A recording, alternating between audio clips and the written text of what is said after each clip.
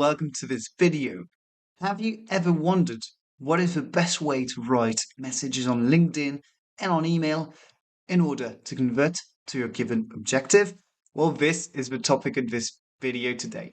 My name is Matthew Mandin. I work for Mirror Profiles as a growth hacker, and we help companies by renting them LinkedIn accounts so they don't get banned in order to automate. Great. So here are 10 golden rules for LinkedIn and mailing sequences. What is copywriting?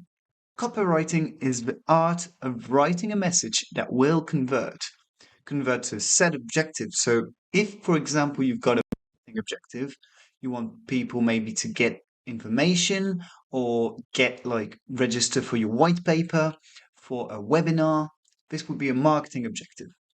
Then you can also have a sales objective, maybe book a meeting or have a sale. And then you could also have, for example, recruiting. So in recruiting, you're trying to find the right candidates and want them to give you their CV. So that's a given objective. Great. Now let's dive right into LinkedIn 10 golden rules. First golden rule is how to build the sequence.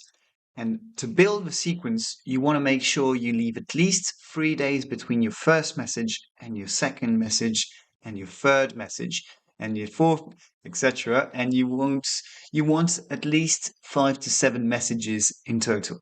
The second rule is about talking about the benefits of your products and not your company itself. So, for example, instead of saying, at our company, we believe that giving out gifts like personalized goodies is a great way to personalize your experience. Rather than saying that, you could say, giving out personal goodies will create a unique experience for your customers, which will then create word of mouth. This is a better way to phrase it rather than saying you think, and the product itself brings that benefit. Third rule is about quality, not quantity. Just make your message shorter, nice and clear and precise, not more than 500 characters. Fourth rule, the message should be natural. LinkedIn is a social medium and you just want to make it nice and natural. Don't overthink it. Just talk to the person and don't put in the bottom of your message yours sincerely and your name because they already have that, right? Fifth rule. So your reminder message should be very short and maybe just remind them, oh, have you read my message? Have you had time to read my message? That's okay. Don't add too much on top of your first message if they didn't reply. Seventh rule, use positive writing. Instead of saying things like, oh, you must be busy, you don't have time, use it positively. When you have a moment, this will be absolutely a game changer. Number 8, don't use bullet points.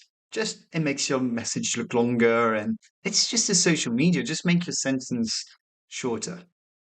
9, make sure to use a clear and precise CTA call to action so the person knows what to do. Just maybe click on this link or book a call or tell me yes or no to that question. No, for example, are you interested? Then that's too broad of a question. Make it nice and easy for the person to answer your message. And the 10th rule, maybe the most important of them all, it's once you've wrote this message, imagine yourself receiving it. Would you reply to that? And what would you reply? That's the most basic question, but most of the time we forget to do that, and then we don't really understand why our response rate is so low. Now, let's move on to the 10 golden rules for emailing sequences. The first rule is to avoid hyperlinks. This can make people suspicious of hidden links, and also some email providers don't like that, which will damage your deliverability. So avoid hyperlinks. Second rule is to speak the person's language. Understand who your target audience here is, what kind of vocabulary they're using, how they speak, and don't make it too complicated. You want a person just to start a conversation, right? You don't want to sell your product right away. Just start a conversation nice and easy. Third rule is about the object. Like the subject of your email should be very short, not more than 5 words, and make it so like a colleague send you this email, right? That changes the deal. You don't open the advertisement you receive by post. You only open maybe a letter from your grandma or from a friend. This is the same by email. The fourth rule, and like LinkedIn, you can use bullet points. It makes your email stand out a little bit more clearer. Maybe you can put a few um, you could. It brings attention to the eye, so that's a good idea to put some bullet points in the mail. The fifth rule is rather difficult because it's asking you to put not more than 500 characters to your email. And that's something that sometimes people just think, oh, it's an email, I can put as much as I want. And no, you have to limit yourself. And maybe what you could do is you write your email as you would, and then put it in ChatGPT and ask him to down that to 500 characters and then work from here. So, yeah, so that would improve the way how many words you can put in.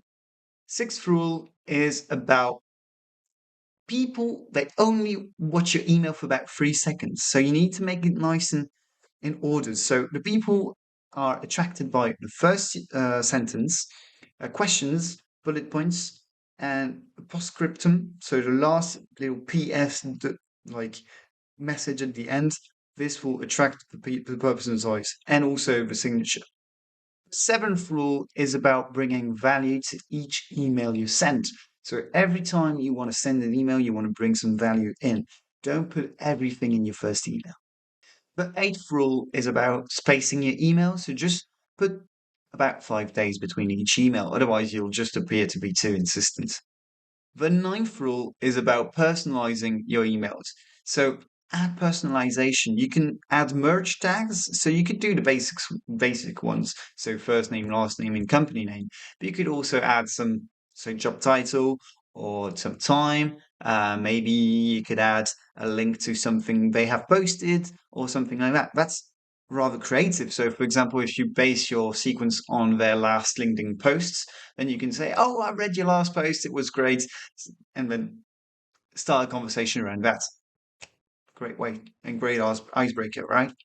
And the 10th rule is the same as LinkedIn. Write a message, write a mail, and ask yourself, will I reply to that? And how would I reply? This is basic, but nobody does it, so just think about it. So to sum up all of that, what you have to remind yourself is, what is my target audience? What's their needs? Is my approach relevant and personalized enough so the person wants to reply to your message? Great. It was Matthew Mandin from Mirror Profiles. If you like this video, please leave a thumbs up, comment without any questions, and subscribe for more. Have a great day.